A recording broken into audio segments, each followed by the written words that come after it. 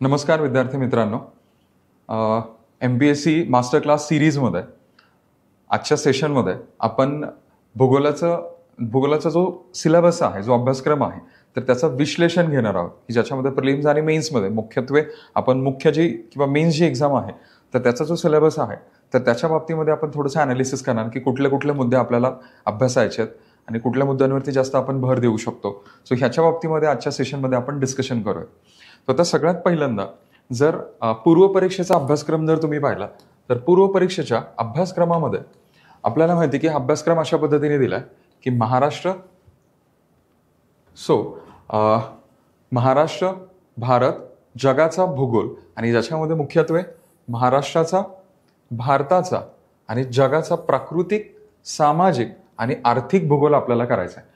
आता हा जो सिलेबस आहे तर ह्या सिलेबसमध्ये मुख्यत्वे आपल्याला 2-4 गोष्टी कळतात की आपल्याला जगाचा, भारताचा आणि महाराष्ट्राचा भूगोल करायचा आहे. पण आता त्याच्यामध्ये इथे काही मुद्दे मांडलेले आहेत बघा. म्हणजे फॉर एक्झाम्पल इथे या केसमध्ये त्यांनी प्राकृतिक,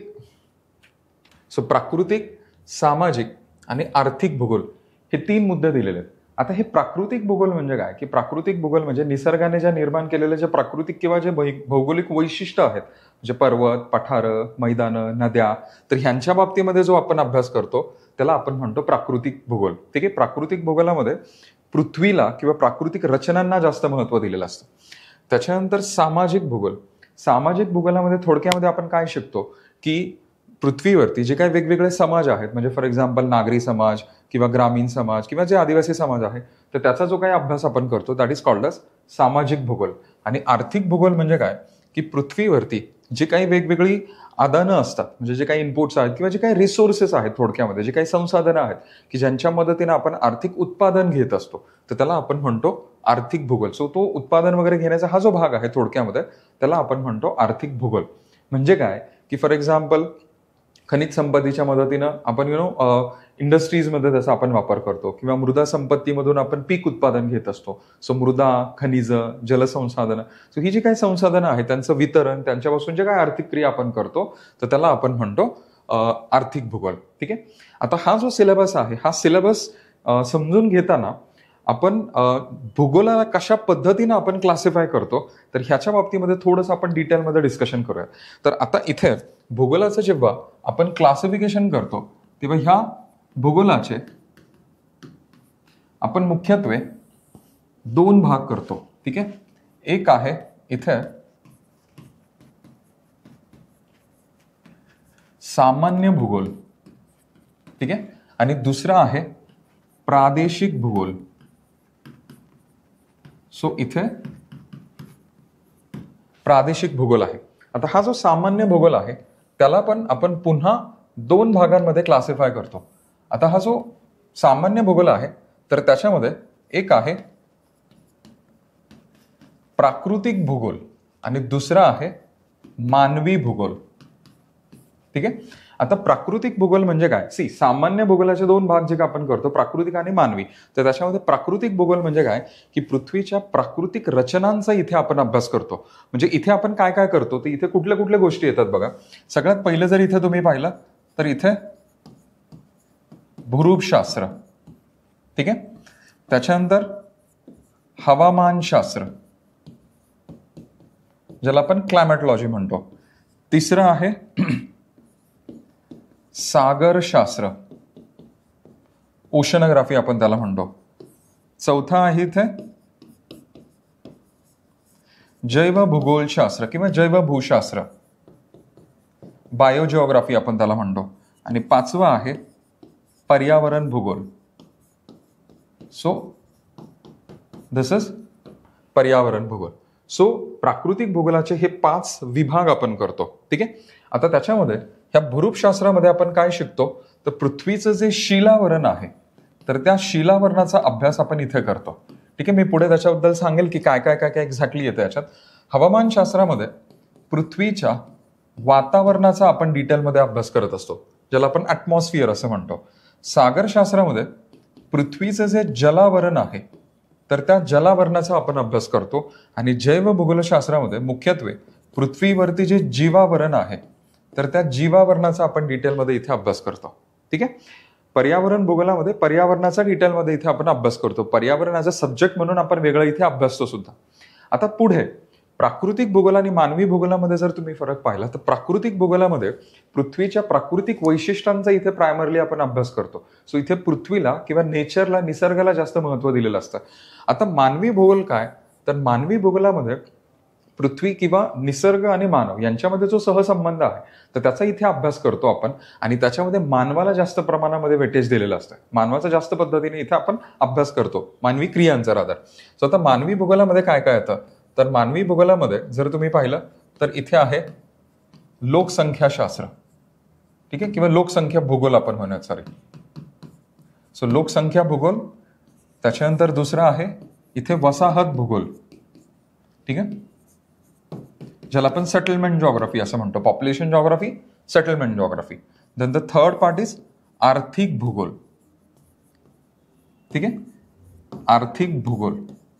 इव्हन ह्याच्यामध्येच तुम्ही हा जो सामाजिक भूगोल आहे, हा सामाजिक भूगोल सुद्धा तुम्ही इथे मेन्शन करू शकता, ठीक आहे. आता जर प्रिलिमचा सिलेबस तुम्ही पाहिलं तर प्रिलिमच्या सिलेबसमध्ये हा आर्थिक भूगोल, सामाजिक भूगोल आणि हा प्राकृतिक भूगोल या सगळ्या गोष्टी मेन्शन केलेल्या आहेत. म्हणजे एकटा प्राकृतिक भूगोल म्हणजे जरी हा एक वर्ड असला तर त्याच्या खाली या सगळ्या गोष्टी, हे भूरूपशास्त्र, हवामानशास्त्र वगैरे हे सगळं डिटेलमध्ये तुम्हाला अभ्यासावं लागतं. लक्षात येतं. सो हा झाला सामान्य भूगोलाचा हिस्सा. ना आता प्रादेशिक भूगोल काय असतो.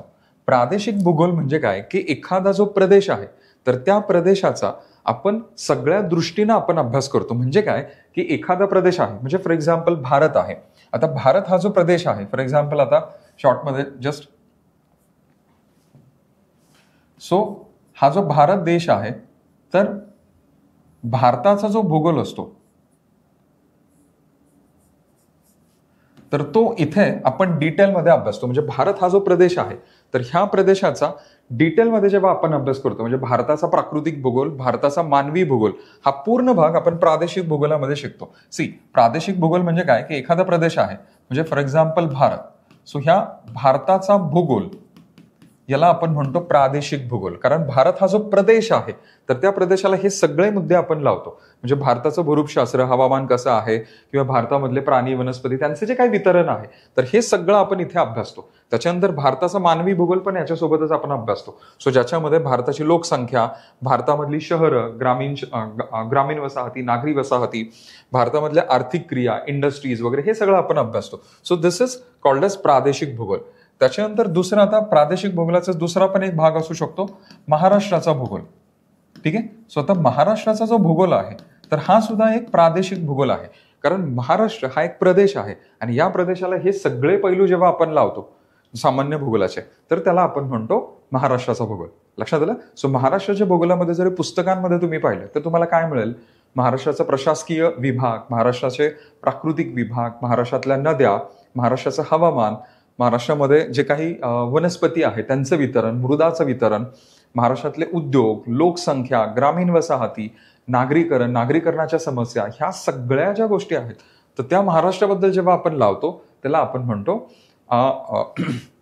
प्रादेशिक भूगोल. लक्षात आलं. सो हे अशा पद्धतीने आपण भूगोलाला क्लासिफाय करत असतो. सो हे भूगोलाचं एक जनरल क्लासिफिकेशन आहे. आणि मग जर आता परत इथे आपण आपला सिलेबस पाहिला की महाराष्ट्र, भारत आणि जगाचा भूगोल, ज्याच्यामध्ये महाराष्ट्राचा, भारताचा व जगाचा प्राकृतिक, सामाजिक आणि आर्थिक भूगोल आहे. सो म्हणजेच काय की आता इथे प्राकृतिक भूगोलामध्ये जे काही वर आपण मुद्दे मांडलेले आहेत, म्हणजे जे काही भूरूपशास्त्र आहे ते असेल, किंवा हवामानशास्त्र आहे ते हवामानशास्त्र असेल, किंवा सागरशास्त्र, किंवा नंतर आपण पाहिलं होतं की जैवभूगोलशास्त्र, सो हे जैवभूगोलशास्त्र, किंवा पर्यावरण भूगोल. सो एकट्या या प्राकृतिक भूगोलाच्या अंडर तुम्हाला हे 5 मुद्दे अभ्यासायचे आहेत. तर हे समजून घेणं खूप गरजेचं आहे. कारण प्रिलिम्समध्ये प्रिलिमच्या बाबतीत आपण पुढे जास्त बोलणार आहोत, आत्ता मी जास्त बोलत नाही कारण आपण हे मेजरली मेन्ससाठी सेशन ठेवलेलं आहे. सो प्रिलिम्समध्ये जर तुम्ही पाहिलं तर सिलेबस दिसताना छोटा दिसतोय, मात्र त्याच्यामध्ये खूप सारे मुद्दे तुम्हाला अभ्यासायचे आहेत. सो प्राकृतिक भूगोल म्हटलं की हा भाग, कारण पुस्तकं जर तुम्ही पाहिली तर ते पुस्तकांमध्ये तुम्हाला कसं दिसेल की महाराष्ट्राचा भूगोल वेगळा असेल, भारताचा भूगोल वेगळा असेल आणि प्राकृतिक भूगोल वेगळा असेल. एमपीएससीने देताना सिलेबस असा काय वेगळा दिलेला नाही आपल्याला. त्यांनी काय केलंय की महाराष्ट्र, भारत आणि जगाचा प्राकृतिक, सामाजिक, आर्थिक भूगोल एकत्र क्लब करून दिलाय. पण पुस्तकांमध्ये तसं नाहीये. पुस्तकांमध्ये महाराष्ट्र भूगोल वेगळा, भारताचा भूगोल वेगळा आणि प्राकृतिक आणि मानवी भूगोल वेगळा. सो असे हे 4 कंपोनंट्स त्यांनी केलेत. प्राकृतिक भूगोल, मानवी भूगोल, महाराष्ट्राचा भूगोल आणि भारताचा भूगोल. अशा पद्धतीने तुम्हाला पुस्तकांमध्ये क्लासिफिकेशन मिळेल. त्यामुळे ते वाचायलाही तुम्हाला सोपं जाईल. पण सिलेबस इथे समजून घेताना तुम्हाला हे कळलं पाहिजे की भारताचा भूगोल जेव्हा तुम्ही करताय, दॅट मीन्स तुम्ही भारताच्या भूगोलाचा प्रादेशिक भूगोल करताय. आणि प्रादेशिक भूगोलामध्ये ऑब्व्हियसली हे सगळे जे भाग आहेत तर ते सुद्धा तिथे कव्हर झालेले असतात. लक्षात आलं? सो हा झाला आपला प्रिलिम्सचा सिलेबस. ना आता प्रिलिम्सबद्दल मी जास्त बोलत नाही, आपण पुढे मेन्सकडे वळूयात. मेन्सचा जो सिलेबस आहे तर तो मेन्सचा सिलेबस बघा कशा पद्धतीने तुम्हाला मेन्शन करून दिलाय. सगळ्यात पहिलं जगाच्या प्राकृतिक भूगोलाची ठळक वैशिष्ट्य. आता इथे काही मुद्दे जे आहेत ते मी मार्क करतो कारण ते त्या सिलेबसमधले की वर्ड्स आहेत. सो इथे तुम्हाला जगाच्या प्राकृतिक भूगोलाची ठळक वैशिष्ट्ये अभ्यासायची आहेत. प्राकृतिक भूगोलाची ठळक वैशिष्ट्य म्हणजे काय? जे प्राकृतिक भूगोल तुम्ही प्रिलिम्समध्ये शिकलेला आहात, म्हणजे ज्याच्यामध्ये हे सगळं भूरूपशास्त्र, हवामानशास्त्र, सागरशास्त्र, जैवभूगोलशास्त्र आणि पर्यावरण भूगोल, तर हा सगळा भाग इथे इन्क्लूड केला जातो. लक्षात आलं? मग आता थोडंसं अजून याच्यामध्ये आपण डिटेलिंग करूया की जेव्हा आपण म्हणतोय की जगाच्या प्राकृतिक भूगोलाची ठळक वैशिष्ट्य म्हणजे ओव्हरऑल इथे अख्खा प्राकृतिक भूगोल तुम्हाला करायचा आहे. आता हा जो प्राकृतिक भूगोल आहे तर प्राकृतिक भूगोलामध्ये काय काय येतं तर भूरूपशास्त्र. मग ह्या भूरूपशास्त्रामध्ये पृथ्वीच्या शिलावरणाचा आपण अभ्यास करतो. मग आता इथे एक्झॅक्टली आपण काय काय वाचतो किंवा काय काय आपण करतो. इथे तुम्ही पृथ्वीचा अंतरंग, पृथ्वीच्या अंतरंगाचे वेगवेगळे थर वगैरे ह्या सगळ्या गोष्टी अभ्यासता. त्याच्यानंतर पृथ्वीवरती जे काही वेगवेगळे प्रकारचे खडक आहेत, खनिजं आहेत, खडकांचे वेगवेगळे प्रकार, तर त्याच्या बाबतीमध्ये तुम्ही इथे शिकता. लक्षात आलं?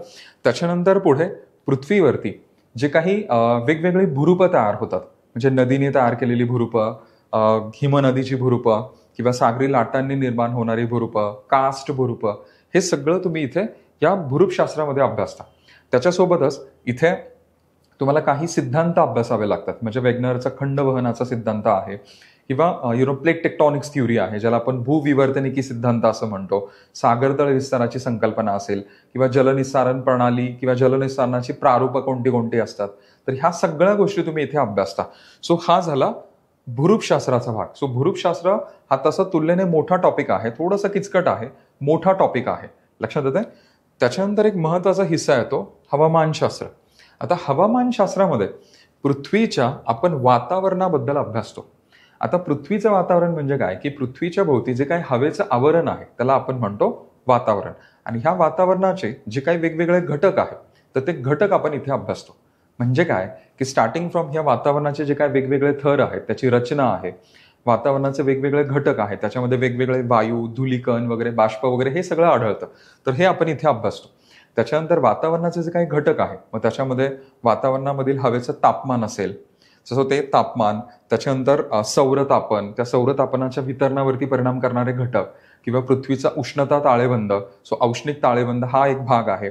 त्याच्यानंतर पुढे ह्युमिडिटी किंवा आपण आर्द्रता म्हणतो. सो हवेची आर्द्रता म्हणजे हवेने धारण केलेलं बाष्प असतं. सो ही आर्द्रता, त्याच्यानंतर पर्जन्य, पावसाचे वेगवेगळे प्रकार, सांद्रीभवन, ह्या सगळ्या गोष्टी अभ्यासतो. त्याच्यानंतर पुढे दाब, हवेचा दाब. सो हवेचा दाब, दाबाचे ते पट्टे, त्या दाबाच्या पट्ट्यांमुळे निर्माण होणारे वेगवेगळ्या प्रकारचे वारे.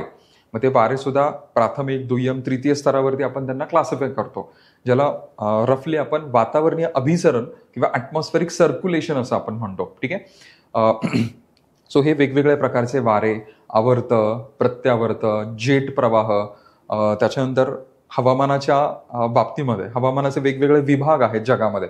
जसं भारतामध्ये मॉन्सून प्रकारचं हवामान आढळतं, तसंच जगामध्ये इतरत्र भूमध्य प्रकारचं हवामान आहे, सायबेरियन प्रकारचं हवामान आहे. सो असे वेगवेगळे जे हवामानाचे विभाग आहेत तर ते पण इथं आपण अभ्यासतो. ह्याच भागामध्ये आपण भारताचा जो मॉन्सून आहे, जेव्हा क्लासमध्ये मी शिकवतो मॉन्सून पण ह्याच भागामध्ये इथे कव्हर करून ठेवला होता. कारण मॉन्सून तसा भारताच्या भूगोलामध्ये जो आपण शिकतो तो ह्याच्याच फ्लोमध्ये गेलं तर ते समजणं सोपं जातं. सो हे झालं हवामानशास्त्र. नंतर सागरशास्त्र. सागरशास्त्रामध्ये आपण पृथ्वीच्या जलावरणाचा अभ्यास करतो. आता पृथ्वीचं जलावरण म्हणजे काय की आपल्याला माहिती आहे की पृथ्वीच्या भूपृष्ठाचा रफली जो 70% आसपास भाग आहे तो पाण्याने वेढलेला आहे. आणि हा जो पाण्याचा महासागरांचा भाग आहे तर त्यांचा इथे अभ्यास आपण सागरशास्त्रामध्ये करतो. मग ह्या सागरशास्त्रामध्ये एक्झॅक्टली आपण काय काय करतो तर या ठिकाणी सागरशास्त्रामध्ये पृथ्वीच्या महासागरांची जी तळरचना असते त्या सागर तळांवरती जे काही वेगवेगळी भूरूपं तयार होतात, खंडीय मंच, गर्ता, सागरी मैदानं किंवा खंडीय उतार वगैरे किंवा मध्यसागरी पर्वतरांगा, तर हे सगळं आपण इथे अभ्यासतो. त्याच्यानंतर सागर जलाच्या ज्या हालचाली असतात, मग त्याच्यामध्ये भरती ओहोटीच्या लाटा असतील किंवा सागरी लाटा असतील किंवा सुनामीच्या लाटा असतील किंवा सगळ्यात महत्त्वाचं म्हणजे सागरी प्रवाह असतील. सो सागरी पाण्याचे ह्या 4 महत्त्वाच्या हालचाली असतात. सागर भरती ओहोटीच्या लाटा, त्याच्यानंतर ज्या रेग्युलर लाटा तयार होतात त्या, त्याच्यानंतर पुढे सागर प्रवाह आणि सुनामीच्या ज्या लाटा असतात तर त्या. ठीक आहे, त्यातला हा जो सागर प्रवाहांचा जो टॉपिक आहे तर तो खूप महत्त्वाचा आहे. त्याच्यावरती बऱ्याचदा MPSCने पण प्रश्न विचारलेले आहेत आणि UPSCने पण प्रश्न विचारलेले आहेत. मी पुढे जाऊन आपण नंतरच्या सेशनमध्ये UPSCचे मुख्यत्वे मेन्समध्ये, मुख्य परीक्षेमध्ये जी काही वर्णनात्मक स्वरूपामध्ये आपली MPSC झालेली आहे, सो तशी जी UPSCची जी मेन्स डिस्क्रिप्टिव्ह पॅटर्नची आहे तर त्याच्या बाबतीमध्ये मी डिस्कशन घेईल की वेगवेगळे जे क्वेश्चन्स आहेत जुने तर ते कशा पद्धतीने विचारले, ते कोणत्या सेगमेंटमधून येतात सिलेबसच्या, कशा पद्धतीने त्याला टॅकल करायला पाहिजे, तर ते आपण नंतरच्या सेशनमध्ये बघूयात. आत्ता आपण फक्त सिलेबसला स्टिक राहूयात. सो इथे ह्या सागरशास्त्रामध्ये सागरजलाच्या हालचालींसोबत सागरजलाचे जे वेगवेगळे गुणधर्म असतात, म्हणजे सागरजलाचं तापमान, सागरजलाची घनता आणि सागरजलाची जी काही क्षारता असते तर त्याच्या बाबतीमध्ये इथे आपण अभ्यासतो. प्लस सागरशास्त्रामध्ये आपण ज्या प्रवाळ भित्तिका आहेत त्या प्रवाळ भित्तिकांबद्दल अभ्यासतो. सागरी जी संसाधनं आहेत तर त्या सागरी संसाधनांचं जे वितरण आहे तर त्याच्या बाबतीमध्ये ऊर्जा संसाधनं किंवा बायोलॉजिकल रिसोर्सेस, जैव संसाधनं वगैरे जे आहेत समुद्रामध्ये जे आपल्याला सापडतात किंवा खनिज संसाधनं, ऊर्जा संसाधनं, त्याच्या बाबतीमध्ये पण आपण इथे अभ्यासतो. आणि मग सगळ्यात शेवटी जे सागरी कायदे वगैरे आहेत, UN convention on law of sea वगैरे जे आहे तर ते कन्व्हेन्शनच्या बाबतीमध्ये आपण थोड्याफार प्रमाणामध्ये ते बेसिक गोष्टी बघतो. सो हे झालं सागरशास्त्रामध्ये. ना आता जैव भूगोलशास्त्र म्हणजे काय, की इथे आपण जसं मी तुम्हाला म्हटलं की जीवावरणाबद्दल अभ्यासतो. आता इथे जीवावरणाबद्दल अभ्यासतो म्हणजे काय, आपल्याला एकदम प्रॉपर इथे काय बायोलॉजी किंवा बॉटनी नाही शिकायची. तर इथे जैव भूगोलशास्त्रामध्ये कुठले कुठले महत्त्वाचे मुद्दे येतात तर इथे तुम्ही पाहिलं तर मृदेची निर्मिती, त्याच्यानंतर मृदा निर्मितीचे घटक, मृदेचे जगामध्ये असणारे वितरण, त्याच्यानंतर मृदेचं जे निचयन होतं, सॉइल डिग्रेडेशन आपण त्याला म्हणतो, मग त्याच्यामध्ये सॉइल इरोजन, मृदेची धूप वगैरे ह्या सगळ्या गोष्टी आपण शिकतो. त्याच्यासोबतच प्राणी आणि वनस्पती त्यांचं जे वितरण आहे जगामधलं तर ते आपण अभ्यासतो. ते वितरण कशा पद्धतीने आहे, त्या वितरणावरती कोणते कोणते घटक काम करतात तर ते सुद्धा सगळं आपण इथे जैव भूगोलशास्त्रामध्ये अभ्यासतो. त्याच्यानंतर पुढे आहे पर्यावरण भूगोल. आता हे पर्यावरण भूगोल म्हणजे काय, जे आपण पर्यावरणामध्ये जे वेगळं आपण शिकतो, म्हणजे ज्याच्यामध्ये इकोलॉजी, इकोसिस्टम, प्रदूषणाचे वेगवेगळे प्रकार, सो किंवा बायोडायव्हर्सिटी, जैव विविधता वगैरे, सो ह्या ज्या गोष्टी आहेत तर हे सगळं आपण इथे पर्यावरण भूगोलामध्ये शिकतो. सो म्हणजे काय, इथे मी फक्त पहिलाच मुद्दा डिस्कस करतोय की जगाच्या प्राकृतिक भूगोलाची ठळक वैशिष्ट्य आहे, म्हणजे हे जे सगळे मुद्दे आहेत तर हे सगळे मुद्दे आपण परत एकदा जे प्रिलिम्सला आपण अभ्यासले तेच तुम्हाला मेन्समध्ये परत रिवाईज करायचं आहे. सो इथे जास्त काही वेगळं नाहीये. ठीक आहे, तसं पाहायला गेलं तर जॉग्राफीमध्ये प्रिलिम्स आणि मेन्सचा जर सिलेबस तुम्ही पाहिला तर त्याच्यामध्ये बऱ्यापैकी ओव्हरलॅपिंग आहे. सो त्याच्यामुळे प्रिलिम्स आणि मेन्सचा अभ्यास करत असताना तुम्ही एकत्रित अभ्यास केलेला ते बेटर राहतं. ठीक आहे ना. आता पुढचा मुद्दा आहे जगातील प्रमुख नैसर्गिक साधन संपत्तींचं वितरण, ज्याच्यामध्ये दक्षिण आशिया व भारतीय उपखंडासहित तुम्हाला ते वितरण माहिती पाहिजे. इंग्लिशमध्ये आपण त्याला म्हणतो डिस्ट्रीब्युशन ऑफ की नॅचरल रिसोर्सेस. ठीक आहे, जे की नॅचरल रिसोर्सेस, नैसर्गिक संसाधनं जे आहेत. नैसर्गिक संसाधनं म्हणजे काय, की पृथ्वीवरती जर तुम्ही पाहिलं तर काही गोष्टी आपल्याला निसर्गामधून आपल्याला फ्रीमध्ये मिळत असतात थोडक्यामध्ये. ठीक आहे, त्यांना आपण संसाधनं म्हणतो. फॉर एक्झाम्पल भूमी, लँड किंवा सॉइल जे आहे, सॉइल रिसोर्सेस, सॉइलच्या मदतीने आपण पीक उत्पादन घेत असतो.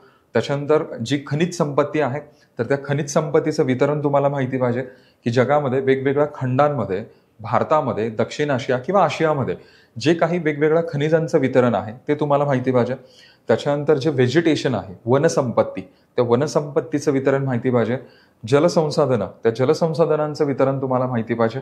सो अशा पद्धतीने जे महत्वाची संसाधनं आहेत, मृदा संसाधनं आहेत, जलसंसाधनं आहेत, वनसंपत्ती आहे, खनिज संपत्ती आहे, सो ही जी सगळी संसाधनं आहेत तर त्या संसाधनांचं वितरण तुम्हाला हे माहिती असणं गरजेचं आहे.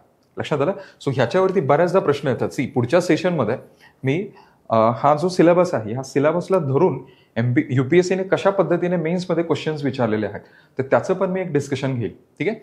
त्याच्यानंतर पुढे जगातील विविध भागातील प्राथमिक, दुय्यम आणि तृतीय क्षेत्रातील जे काही उद्योग आहेत तर त्या उद्योगांच्या स्थानाला जबाबदार असणारे जे घटक आहेत इव्हन भारतासहित, तर त्याच्या बाबतीमध्ये आपल्याला बघायचं आहे. ठीक आहे. See factors affecting the location of different type of primary, secondary किंवा टर्शरी सेक्टर इंडस्ट्रीज, त्याला हा इंग्लिशमधला हा मुद्दा झाला. आता प्राथमिक क्षेत्र म्हणजे काय, की प्राथमिक क्षेत्रामध्ये आपल्याला माहिती की नेचरच्या क्लोज ज्या काही ऍक्टिव्हिटीज असतात तर त्यांना आपण प्राथमिक क्षेत्रातील उद्योग असं म्हणतो. म्हणजे थोडक्यामध्ये इथे शेती आहे, खाणकाम, मासेमारी वगैरे, तर ह्या सगळ्या गोष्टी येतात. सो दिस इज प्राथमिक क्षेत्र. त्याच्यानंतर द्वितीय क्षेत्र म्हणजे काय, द्वितीय क्षेत्र म्हणजे इथे मुख्यत्वे आपण जे मॅन्युफॅक्चरिंग इंडस्ट्री आहे, जे उद्योगधंदे वगैरे आहे, तर त्याच्या बाबतीमध्ये आपण बोलतो. आणि टर्शरी सेक्टर किंवा तृतीय क्षेत्र म्हणजे आपण सेवा क्षेत्राबद्दल बोलतो. सो जगामध्ये, इव्हन भारतासहित जगामध्ये जे काही वेगवेगळे उद्योगधंदे आहेत तर त्या उद्योगधंद्यांच्या वितरणावरती जे काही घटक काम करतात तर त्याच्या बाबतीमध्ये इथे तुम्हाला अभ्यासायचं आहे.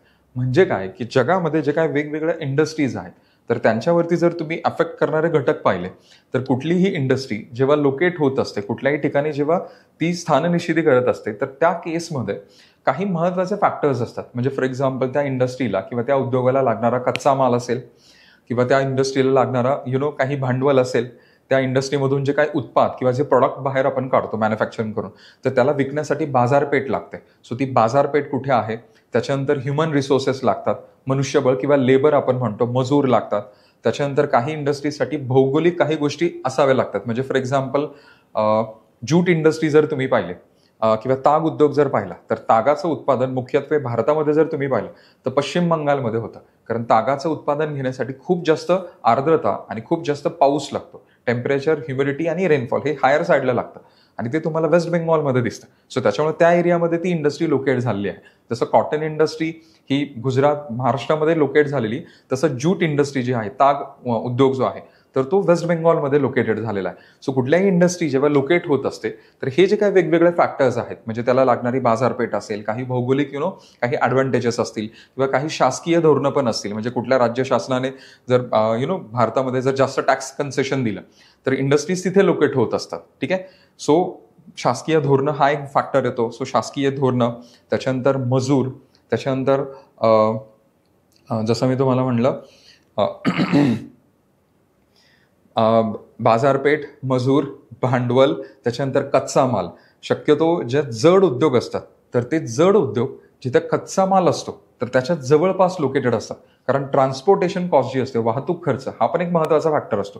तो वाहतूक खर्च तिथे तुलनेने कमी असावा लागतो. सो त्याच्यामुळे ट्रान्सपोर्टेशन कॉस्ट जास्त असते हेवी इंडस्ट्रीजमध्ये. फॉर एक्झाम्पल लोह पोलाद उद्योग वगैरे जे आहेत तर जिथे कच्चा माल असतो तर त्या ठिकाणी जाऊन ते लोकेट होत असतात. काही इंडस्ट्रीज जे असतात त्या ह्या सगळे जे काय 4-5 फॅक्टर आपण डिस्कस केले तर त्याच्यापैकी ज्या फॅक्टरने जास्त फायदा होतो तर त्या ठिकाणी ते लोकेट होत असतात. सो ते कसं कुठल्या स्पेसिफिक रिझनमुळे तिथे लोकेट होत नाही किंवा स्पेसिफिक फॅक्टरमुळे जास्त अफेक्ट होत नाही. जिथे जास्त त्यांचा फायदा होतो तर त्या ठिकाणी जाऊन ते लोकेट होतात. त्यांना जनरली आपण फुटलूज इंडस्ट्रीज असं म्हणतो. फॉर एक्झाम्पल हे जे IT इंडस्ट्रीज वगैरे आहेत जिथे गव्हर्नमेंटचे टॅक्स बेनिफिट्स मिळतात किंवा काही ठिकाणी मजूर इझिली अवेलेबल होतात. जसं भारतामध्ये बघा IT इंडस्ट्री ग्रो करत आहे कारण आपल्याकडे चीप लेबर आहे. अमेरिकेच्या तुलनेमध्ये जे लेबर आहे, मजुरी जी आहे ते आपल्याकडे चीप आहे, स्वस्त आहे. सो त्याच्यामुळे अशी इंडस्ट्रीज इकडे लोकेट होत असतात. सो असे जे काही वेगवेगळे थोडक्यामध्ये जे काही इंडस्ट्रीज आहेत तर त्यांच्या लोकेशनवरती कोणते कोणते फॅक्टर्स अफेक्ट करतात तर ते आपल्याला इथे अभ्यासायचं. त्याच्यानंतर पुढचा एक महत्त्वाचा भाग आहे भूकंप, सुनामी, ज्वालामुखीय हालचाली, चक्रीवादळ इत्यादी किंवा यासारख्या महत्त्वाच्या भूभौतिक ज्या घटना आहेत, जिओफिजिकल फेनॉमेना जे आहेत तर त्याच्या बाबतीमध्ये इथे आपल्याला अभ्यास करायचा आहे. हा पण एक महत्त्वाचा मुद्दा आहे सिलेबसमध्ये. कारण UPSCचे जर जुने क्वेश्चन्स तुम्ही पाहिले तर बऱ्याचदा सायक्लोन्स किंवा सायक्लोनची वॉर्निंग सिस्टम, लँडस्लाइड्स किंवा त्याला आपण भूस्खलन असं आपण म्हणतो. सो भूस्खलनावरती क्वेश्चन झालेले आहेत. ज्वालामुखी, भूकंप, चक्रीवादळ याच्यावरती बऱ्याचदा प्रश्न आलेले दिसतात. सो त्याच्यामुळे हा एक महत्त्वाचा मुद्दा आहे. आता तसं जर तुम्ही पाहिलं तर हा जो पॉइंट आहे भौतिकीय घटना किंवा त्याला आपण जिओफिजिकल फेनॉमेना असं आपण म्हणतो, तर हा पॉइंट खरं तर आपण वर इथेच कव्हर केलेला असतो. हा जो प्राकृतिक भूगोल आहे तो प्राकृतिक भूगोल शिकतानाच भूरूपशास्त्रामध्येच आपण भूकंप, ज्वालामुखी शिकतो. त्याच्यानंतर क्लायमेटॉलॉजीमध्ये किंवा हवामानशास्त्रामध्येच आपण चक्रीवादळांबद्दल बघतो किंवा भारताचा भारताचा भूगोल शिकत असताना भारतामध्ये जे काही समकालीन समस्या आहेत, कंटेम्पररी इश्यूज आहेत, तर त्याच्यामध्ये किंवा जे डिझास्टर मॅनेजमेंट आपण शिकतो मेन्समध्ये, तर त्याच्यामध्ये सुद्धा तुमचं हे लँडस्लाइड्स वगैरे ह्या सगळ्या गोष्टी, सुनामी वगैरे ते कव्हर होऊन जातं. सो ओशनोग्राफीमध्ये सुनामी किंवा तुम्ही डिझास्टर मॅनेजमेंटमध्ये सुद्धा किंवा आपत्ती व्यवस्थापन जे आहे त्याच्यामध्ये सुद्धा सुनामीबद्दल तुम्ही अभ्यास करू शकता. सो हा जो मुद्दा आहे हा वरतीच कव्हर होतो, पण हा महत्वाचा मुद्दा आहे. त्याच्यानंतर पुढे भौगोलिक वैशिष्ट्य आणि त्यांचे स्थान. ठीक आहे, हा एक महत्वाचा मुद्दा आहे की भौगोलिक वैशिष्ट्य आणि त्यांचं स्थान, जी महत्वाची भौगोलिक वैशिष्ट्य आहेत म्हणजे त्याच्यामध्ये जलाशय आणि हिमनगांसहित तसेच वनस्पती प्राणी यांच्यामधील बदल व अशा बदलांवर होणारा परिणाम, खूप मोठा पॉईंट आहे हा. हा पॉईंट आपण एक एक एक एक करून बघूयात की भौगोलिक वैशिष्ट्य व त्यांचं स्थान म्हणजे पृथ्वीवरती जे काही वेगवेगळ्या प्रकारची भौगोलिक वैशिष्ट्य आहेत, म्हणजे फॉर एक्झाम्पल पृथ्वीवरती जे काय वेगवेगळी भूरूपं आढळतात. भूरूप म्हणजे काय की पृथ्वीचा जो सरफेस आहे तर सरफेसला किंवा पृथ्वीच्या भूपृष्ठावरती जे काही वेगवेगळी भौगोलिक वैशिष्ट्य आढळतात की ज्यांना स्वतःचा आकार आणि स्वतःची सीमा असते, तर त्यांना आपण भूरूपं असं म्हणतो. म्हणजे फॉर एक्झाम्पल पर्वत आहेत, पठारं आहेत किंवा मैदानं आहेत, नद्या आहेत, किंवा नद्या म्हणण्यापेक्षा जे काही पूर मैदानं वगैरे नद्यांमुळे तयार होतात. सो ही जी सगळी भूरूपं आहेत, तर त्या भूरूपांवरती जे काही चेंजेस होतात तर ह्यांच्यामध्ये जे बदल आहेत, तर हा बदल हा पॉईंट खूप महत्वाचा आहे. तुम्ही सिलेबसमध्ये जर तुम्ही पाहिलं तर सिलेबसमध्ये काही गोष्टी तुम्हाला डोक्यामध्ये ठेवाव्या लागतील. हा जो पॉईंट आहे ना, हा पॉईंट काय सांगतो की पृथ्वीवरती जे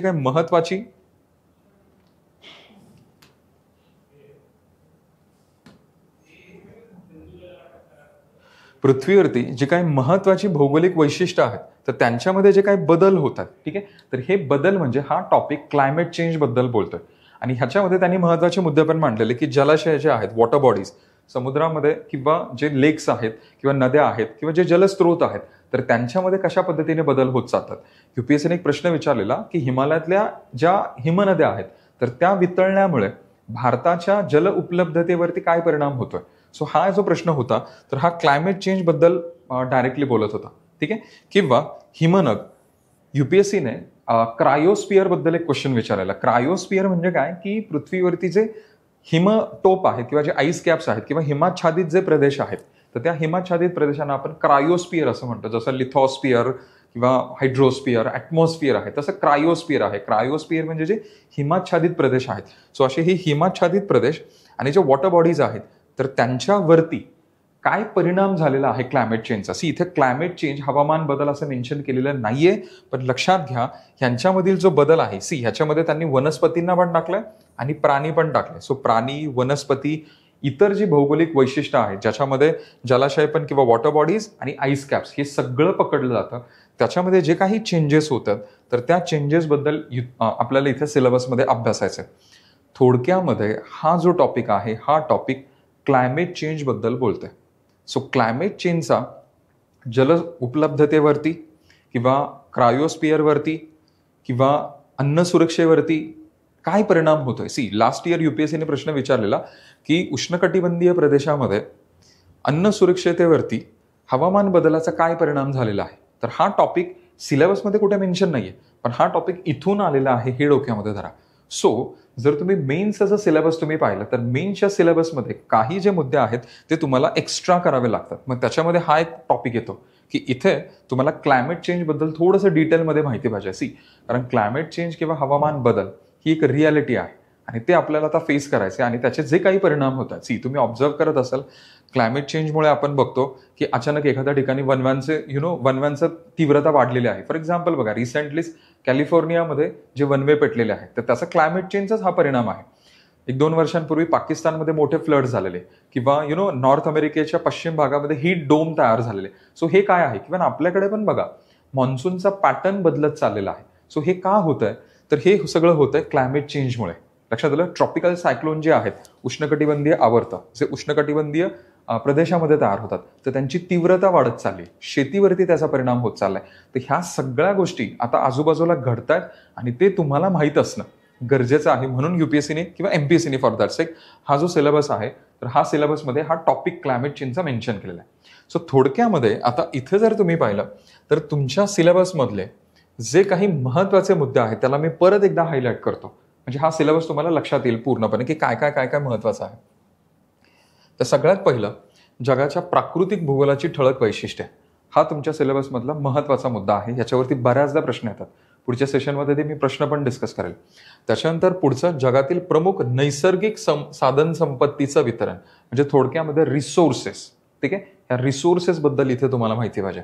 त्याच्यानंतर जगातील विविध भागातील प्राथमिक, द्वितीय व तृतीय औद्योगिक इंडस्ट्रीज किंवा सेवांच्या स्थानाला जबाबदार असणारे घटक म्हणजे थोडक्यामध्ये उद्योग, इंडस्ट्रीज हा एक महत्वाचा मुद्दा आहे. त्याच्यानंतर पुढे भूकंप, सुनामी, ज्वालामुखीय हालचाली, चक्रीवादळ यासारख्या महत्वाच्या भूभौतिकीय जिओफिजिकल जे फेनॉमेना आहेत, घटना आहेत, त्याच्या बाबतीमध्ये तुम्हाला माहिती पाहिजे. आणि पुढे भौगोलिक वैशिष्ट्य आणि त्यांचं स्थान आणि महत्वाच्या भौगोलिक वैशिष्ट्यांमध्ये यांच्यासह वनस्पती, प्राणी यांच्यातील बदल. सो हा जो मुद्दा आहे भौगोलिक वैशिष्ट्य आणि त्यांच्यामध्ये होणारे बदल हा एक महत्वाचा हिस्सा आहे. ठीक आहे, याच्याही पलीकडे जाऊन काही टॉपिक्स असे आहेत की ज्याच्यावरती प्रश्न आलेले आहेत. सी, हे जर तुम्ही पाहिलं तर आपले ठळक किती मुद्दे आहेत? 1, 2, 3, 4 आणि 5. याच्या व्यतिरिक्त पर्सनली मला असं वाटतं की अजून 2 मुद्दे आपण काढू शकतो. सी, मी काम करतो पुढच्या स्लाइडवरती ते लिहितो. जे महत्वाचे आपल्या सिलेबस मधले मुद्दे आहेत मुख्य परीक्षेमधले. सगळ्यात पहिलं म्हणजे प्राकृतिक भूगोल. प्राकृतिक भूगोलाबद्दल तुम्हाला इथे अभ्यासायचं आहे. सो हा एक मुद्दा. त्याच्यानंतर पुढे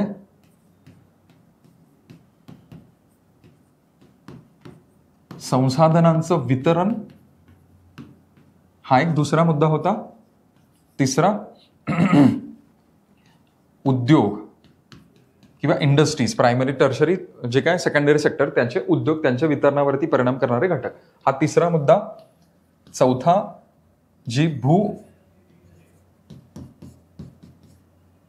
भौतिकीय घटना ज्या आहेत, जिओफिजिकल फेनॉमेना. आणि 5वा हवामान बदल. हवामान बदल आपण असं म्हणूयात भौगोलिक वैशिष्ट्य, भौगोलिक वैशिष्ट्यांवरती होणारा परिणाम.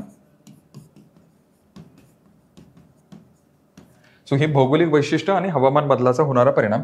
याच्या व्यतिरिक्त अजून 2 मुद्दे मला असं वाटतं की ती तुम्ही सिलेबसमध्ये मेन्शन करायला पाहिजेत, की कारण प्रिव्हियस इयर क्वेश्चन पेपरचं अनालिसिस केल्यानंतर अजून हे 2 मुद्दे निघतात. पर्सनली मला असं वाटतं की नागरीकरण याच्यावरती बऱ्याचदा प्रश्न विचारलेले आहेत UPSCने. मी म्हणतोय सी, कारण मिलियन प्लस सिटीज बद्दल क्वेश्चन विचारलेला की मिलियन प्लस सिटीजमध्ये पूर परिस्थिती का गंभीर आहे, किंवा एक प्रश्न विचारलेला की पुणे आणि चेन्नईमध्ये जे काय फ्लड्स होतं तर त्याच्या बाबतीमध्ये UPSCने प्रश्न विचारलेला. सो नागरीकरण व त्याच्या समस्या वगैरे ज्या आहेत तर त्याच्या बाबतीमध्ये थोडंसं तुम्हाला माहिती पाहिजे. ठीक आहे. आणि 7वा मुद्दा मला असं वाटतं की मानवी भूगोलाचे जे उरलेले इतर भाग आहेत तर ते इथे तुम्हाला कव्हर करावे लागतात. मग इथे मानवी भूगोलामध्ये काय काय येतात तर त्यांनी UPSCने लास्ट टू लास्ट इयरमध्ये किंवा लास्ट इयरलाच एक प्रश्न विचारलेला होता की जगाच्या व्यापारावरती किंवा जागतिक व्यापारावरती जगातील जे काही सामुद्रधुनी आहेत किंवा जे संयोग भूमी आहेत त्याला स्ट्रेट्स आणि इस्थमस असं आपण म्हणतो, तर त्यांचा काय परिणाम होतो अशा पद्धतीने प्रश्न विचारलेला आहे. ठीक आहे. किंवा एक क्वेश्चन ह्युमन डेव्हलपमेंटवरती विचारलेला आहे. सो मानवी विकास ही जी संकल्पना आहे त्याच्यावरती प्रश्न आलेला. किंवा जागतिक व्यापारावरती स्ट्रेट्स आणि इस्थमस किंवा सामुद्रधुनी आणि संयोग भूमींचा काय कशा पद्धतीने परिणाम होतो किंवा कशा पद्धतीने ते अफेक्ट करतात जागतिक व्यापाराला, तर त्याच्याबद्दल हा एक प्रश्न आलेला. नेक्स्ट लेक्चरला जसं मी तुम्हाला म्हणलं की मी ते सगळं डिस्कस करेलच. आता फक्त मी मुख्यत्वे हे 6-7 मुद्दे मी तुमच्या समोर मांडते की जे तुम्हाला मेन्समध्ये डिटेलमध्ये अभ्यासायचे. आता ह्याचं जर सिलेबसमध्ये तुम्ही डिटेल डिस्कशन जर केलं किंवा जर सिलेबसमध्ये अनालिसिस केलं तर इथे तुम्हाला लक्षात येईल याच्यातले बहुतांशी गोष्टी तुम्ही प्रिलिम्समध्येच अभ्यासलेले असतात. कारण प्रिलिम्समध्येच तुम्ही ह्या संसाधनांचं वितरण अभ्यासता, प्राकृतिक भूगोलाबद्दल तुम्ही अभ्यासलेलं असतं, उद्योगांबद्दल सुद्धा महाराष्ट्र आणि भारतातले तरी ऍटलिस्ट तुम्ही उद्योग अभ्यासलेले असतात. हे भूभौतिकीय घटना पण तुम्ही तिथेच अभ्यासलेल्या आहेत. सो त्याच्यामध्ये जवळजवळ हवामान बदल, नागरिकीकरण वगैरे किंवा मानवी भूगोलामध्ये सुद्धा तुम्ही हे शिकलेले असतात इनडायरेक्टली. उद्योग, दळणवळण किंवा दळणवळणामध्ये रस्ते, भारतातले महाराष्ट्रातले रस्ते, रेल्वे मार्ग किंवा बंदरांची समस्या, भारतमाला प्रोजेक्ट असेल, सागरमाला प्रोजेक्ट असेल, ह्या सगळ्या ज्या गोष्टी आहेत तर त्या सगळ्या गोष्टी डायरेक्टली इनडायरेक्टली तुम्ही प्रिलिम्समध्ये शिकलेल्या आहात. सो त्याच्यामध्ये मेन्समध्ये असं जास्त काही टॉपिक्स तुम्हाला करायला राहत नाहीत. फक्त इथे मुद्दा काय आहे की मेन्समध्ये जेव्हा तुम्ही अभ्यासता ना, तर इथे तुम्हाला थोडंसं आन्सर रायटिंगच्या दृष्टीनं अभ्यासावं लागतं. प्रिलिम्समध्ये कसं आहे की काही गोष्टी फॅक्च्युअली तुम्हाला लक्षात ठेवाव्या लागतील, त्याचा अप्रोच थोडासा वेगळा असतो. पण मेन्समध्ये तुम्हाला मुद्दे माहिती पाहिजेत, कारण तुम्हाला लिहायचं असतं. प्रिलिम्समध्ये सोपं आहे कारण उत्तर तुमच्या डोळ्यासमोर आहे, तुम्हाला फक्त ते पिक करायचं किंवा टिक करायचं. पण इथे तुम्हाला लिहावं लागेल. सो त्याच्यासाठी तुमच्या नोट्स तयार असणं गरजेचे आहेत. मग त्या नोट्समधून जे काही मुद्दे तुम्हाला आठवतील ते तुम्ही उत्तरामध्ये किंवा आन्सर रायटिंगमध्ये तुम्ही लिहू शकता. लक्षात आलं? सो हा अशा पद्धतीनं आपला हा सिलेबस आहे. पुढच्या लेक्चरमध्ये आपण त्याच्या बाबतीत अजून डिटेलमध्ये डिस्कशन करूयात, सिलेबस सहित प्रिव्हियस इयरचे क्वेश्चन पेपरमध्ये. आता शेवटच्या टप्प्यामध्ये मी फक्त इथे तुम्हाला संदर्भ साहित्याबद्दल थोडंसं रफली सांगतो की कुठलं संदर्भ साहित्य तुम्हाला इथे वापरायचं आहे. सगळ्यात पहिलं म्हणजे आपली जी पाठ्यपुस्तकं आहेत, क्रमिक पुस्तकं आहेत, तर ती क्रमिक पुस्तकं 6वी ते 12वी तुम्ही अभ्यासावीत असं मला वाटतं. कारण त्याच्यातनं बऱ्याचदा क्वेश्चन्स थेट आलेले दिसतात प्रिलिम्समध्ये सुद्धा आणि इव्हन मेन्समध्ये. आता मेन्समध्ये म्हणण्यापेक्षा जी जुनी मेन्स होती ऑब्जेक्टिव्हची त्याच्यामध्ये. ठीक आहे. सो इथे प्रिलिम्स आणि मेन्समध्ये क्रमिक पुस्तकांचं महत्त्व खूप जास्त आहे. त्याच्यानंतर NCERTची पुस्तकं आहेत. आता NCERTची पुस्तकं तुम्ही 11वी आणि 12वीची वाचू शकता, पण जर तुम्हाला वेळ असेल तर मी सजेस्ट करेल की NCERTची पुस्तकं तुम्ही ती सुद्धा 6वी ते 12वी पर्यंत वाचू शकता. त्याच्यात नुकसान काहीच नाही, कारण NCERTची पुस्तकं खूप सुंदर पद्धतीने लिहिलेली आहेत. त्याच्यामधून जी संकल्पनाची जी क्लॅरिटी आहे, कन्सेप्च्युअल जी क्लॅरिटी आहे, तर ती खूप छान होईल तुमची. सो त्याच्यामुळे स्टेट बोर्ड वाचा. ठीक आहे. स्टेट बोर्ड वाचल्यानंतर तुमचं एक जॉग्राफीचं एक बेस तयार होईल. मग त्याच्यानंतर NCERTची पुस्तकं वाचा. NCERTची पुस्तकं ही आयदर इंग्लिशमध्ये किंवा हिंदीमध्ये असतील. मी सजेस्ट करेल की इंग्लिशमध्ये वाचायला प्रेफरन्स द्या, कारण हिंदी समजणं थोडंसं किचकट वाटू शकतं, कारण आपल्याला जे माहिती असतं ते फिल्मी हिंदी असतं आणि पुस्तकांमध्ये जे असतं ते ॲक्च्युअल हिंदी असतं, एकदम म्हणजे कोर हिंदी असतं, एकदम प्युअर हिंदी असतं. ते समजायला थोडंसं काही टर्म्स तुम्हाला डिफिकल्ट वाटू शकतात भूगोलामध्ये. तर त्याच्यामुळे ते इंग्लिशमध्ये वाचू शकता. किंवा जर ते खूपच अवघड वाटतंय तर मग मी सजेस्ट करेल की आपल्या युनिक अकॅडमीचंच प्राकृतिक आणि मानवी भूगोल नावाचं पुस्तक आहे अश्विनी घोटाळे मॅडमचं, ज्याला आपण NCERT सिरीजचं पण पुस्तक असं म्हणतो. तर ते पुस्तक तुम्ही बघू शकता. ह्या पुस्तकामध्ये NCERT सोबत इतर सुद्धा ICSEचे पण काही टॉपिक्स आहेत, किंवा जे GC लिओंगचं पुस्तक आहे हे, तर त्याच्यातले सुद्धा काही टॉपिक्स त्यांनी मेन्शन केलेत. पण अगेन माझं एक पर्सनल म्हणजे म्हणणं तुम्हाला असं राहील की ओरिजिनल NCERT वाचलेलं कधी पण बेटर राहील. ठीक आहे. आय एम नॉट सेइंग की हे वाचायचं नाही, हे वाचायचंच आहे पुस्तक तुम्हाला NCERT सिरीजचं, कारण ह्याच्यामध्ये NCERTच नाही, जसं मी म्हटलं बाकीच्या पण गोष्टी मेन्शन आहेत. सो ओरिजिनल NCERT वाचणं कधी पण बेटर आहे. ठीक आहे. ते इंग्लिशमध्ये आहे, त्याचा काही बाऊ करू नका.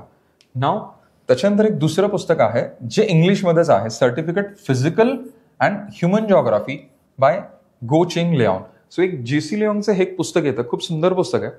ते 2 गोष्टींना टच करतं, फिजिकल जॉग्राफी आणि ह्युमन जॉग्राफी. तर ह्या पुस्तकाचा जो फर्स्ट हाफ आहे, पहिला जो भाग आहे, तर तो प्राकृतिक भूगोलाबद्दल डिस्कशन करतो, आणि दुसरा जो भाग आहे तर तो ह्युमन जॉग्राफी किंवा मानवी भूगोलाबद्दल आपल्याला डिस्कशन देतो. ठीक आहे. सो हे एक पुस्तक आहे. हे पुस्तक इंग्लिशमध्ये आहे, पण हे आवर्जून वाचा, कारण त्याच्यातला फिजिकल जॉग्राफीचा जो पहिला पार्ट आहे तर तो खूप सुंदर पिक्चर सहित त्यांनी तो मेन्शन केलेला आहे. आणि दुसरा जो ह्युमन जॉग्राफीचा पार्ट आहे, पान नंबर 114, 115 पासून तो जुन्या पुस्तकांमध्ये जो सुरू व्हायचा, किंवा आता नवीन पुस्तकांमध्ये 120 वगैरे काहीतरी पेज नंबर असेल, व्हॉट एव्हर. सो हा जो ह्युमन जॉग्राफीचा पार्ट आहे सेकंड हाफमध्ये त्या पुस्तकाचा, तर त्याच्यामध्ये त्या पुस्तकामध्ये त्यांनी जगामध्ये जे काही वेगवेगळे हवामानाचे विभाग आहेत, विषुववृत्तीय, मॉन्सून हवामान, वाळवंटी हवामान, भूमध्य प्रकारचं हवामान, तर त्याचं डिस्कशन केलेलं आहे. आणि मग त्या प्रत्येक टॉपिकमध्ये त्यांनी तिथली लोक कशी राहतात, तिथली वनसंपत्ती कशी आहे, तिथलं हवामानाचं वितरण कसं आहे, टेम्परेचर कसं आहे, पावसाचं वितरण कसं आहे, किंवा तिथे महत्त्वाची पिकं कोणती होतात, कोणती खनिजं तिथे सापडतात, लोकांच्या आर्थिक क्रिया काय आहेत, तर ते सगळं तुम्हाला तिथे मिळेल. म्हणजे हा ह्युमन जॉग्राफीचा होलसम पार्ट या पुस्तकामध्ये कव्हर होतो. खूप सुंदर पुस्तक आहे, हे आवर्जून वाचा. त्याच्यानंतर पुढे जे मी तुम्हाला मगाशी म्हटलं की प्राकृतिक आणि मानवी भूगोल, हे जे आपलं NCERT सिरीजचं पुस्तक आहे युनिक अकॅडमीचं, तर ते तुम्ही वाचा. ठीक आहे. त्याच्यामध्ये बऱ्यापैकी तुमचा पाया कव्हर होऊन जाईल. सो त्याच्यानंतर तुम्हाला एक संदर्भ पुस्तक वाचायचं आहे सौदी सरांचं. सो भूगोल व पर्यावरण. ठीक आहे. आता ह्याच्यामध्ये भूगोल व कृषी नावाचं पण पुस्तक येतं, पण ते भूगोल व कृषी जे आहे ते डोक्यात घ्या की ते जुन्या सिलेबस आहे. जे ऑब्जेक्टिव्ह मेन्स होती ना, तर त्या ऑब्जेक्टिव्ह मेन्समध्ये कृषी घटक होता पेपर 1ला GS मध्ये, तर त्याच्यासाठी ते पुस्तक होतं. पण आपल्याला आता भूगोल व पर्यावरण करायचं. सो ह्या भूगोल व पर्यावरणामधला तुम्ही पर्यावरणाचा हिस्सा सोडून द्या, कारण ते पर्यावरणासाठी आपण दुसरी पुस्तकं वाचतो. पण पर्यावरणाचा हिस्सा सोडला तर भूगोलातल्या बऱ्याचशा गोष्टी इथे कव्हर होतात. ह्या पुस्तकामध्ये चेक करा की याच्यामध्ये महाराष्ट्राचा भूगोल पण आहे. ठीक आहे. सो जर महाराष्ट्राचा भूगोल जर नसेल तर महाराष्ट्र भूगोलासाठी तुम्हाला अजून 1-2 पुस्तकं मी सजेस्ट करेल की महाराष्ट्राच्या भूगोलासाठी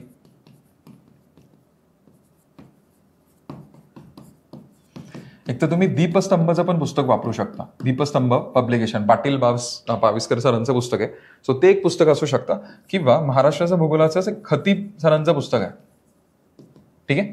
सो ते केसागरचं आहे, केसागर पब्लिकेशनचं आय गेस. पण ह्याची गरज नाही. तुम्ही जर सौदीमध्ये जर चेक केलं तर महाराष्ट्राचा भूगोल आहेच आहे. पण त्याच्या काही एडिशन्समध्ये जर कमी जास्त झालं असेल तर तेवढं चेक करा. पण इथेच तुमचं कव्हर होऊन जाईल. सो ह्या 2 पुस्तकांची तुम्हाला गरज पण नाही. आणि मग सगळ्यात शेवटी ऑब्व्हियसली तुम्हाला अटलास घ्यावा लागेल. एक तो ऑक्सफर्डचा घ्या किंवा ओरियंट ब्लॅक स्वान किंवा ओरियंट लॉंगमनचा अटलास तुम्ही घेऊ शकता. सो ही तुमची बेसिक बुक लिस्ट आहे. ठीक आहे. आता ह्याच्याही व्यतिरिक्त जर कधी गरज पडली तर भारताच्या भूगोलासाठी तुम्ही माजी दुसऱ्यांचं पुस्तक घेऊ शकता. पण त्याची गरज नाही मला वाटतं. त्याच्यामध्ये बऱ्यापैकी कव्हर होऊन जाईल. हे जर सगळं तुम्ही व्यवस्थित केलं तर तुम्हाला त्याची गरज पण लागणार नाही. ठीक आहे. तरी पण मी जस्ट रेफरन्स म्हणून इथं लिहून ठेवतो की भारताचा भूगोल. पण रिमेंबर हे जे पुस्तक आहे हे पुस्तक जनरली मुलं ऑप्शनल साठी वापरतात. माजी दुसऱ्या सरांचं पुस्तक ह्याची गरज नाहीये तुम्हाला. पण ह्याच्यातले काही टॉपिक जर तुम्हाला गरज वाटली एका पॉइंटला तर तुम्ही वाचू शकता. सिलेक्टिव्ह फक्त हे करा. हे काय पूर्ण वाचायचं नाही. हे निवडक किंवा सिलेक्टिव्हली वाचू शकता हे पुस्तक. ठीक आहे. माजी दुसऱ्यांचं. अदरवाईज ही जी लिस्ट आहे ही मला असं वाटतं की ही सफिशियंट आहे. लक्षात आलंय. सो संदर्भ साहित्य आपण पाहिलं. त्याच्या आधी आपण मेन्सचा सिलेबस पाहिलाय. त्याच्या आधी आपण प्रिलिमचा सिलेबस पाहिलाय. तर मेन्सच्या सिलेबसमध्ये अजून सुद्धा खूप सारे मुद्दे आहेत जे सांगण्यासारखे आहेत. तर ते मी काय करेल की नेक्स्ट सेशनमध्ये जेव्हा मी जुन्या प्रश्नपत्रिकांचं विश्लेषण घेईल युपीएससीच्या मेन्सच्या. ठीक आहे. आपण प्रिलिम्समध्ये नाही, आता मेन्समध्ये थोडंसं फोकस करूया. तर त्यावेळेस तो परत सिलेबस मी काढेल. त्याच्यामध्ये कुठले कुठले मुद्दे आपल्याला अजून एक्स्ट्रा करायचे आहेत तर ते सांगून मग मी क्वेश्चन या टॉपिकमधून आलाय असं क्लिअर कट मी तुम्हाला तिथे सांगून देईल. लक्षात आलं हे. So thank you so much. इथे थांबूयात आपण.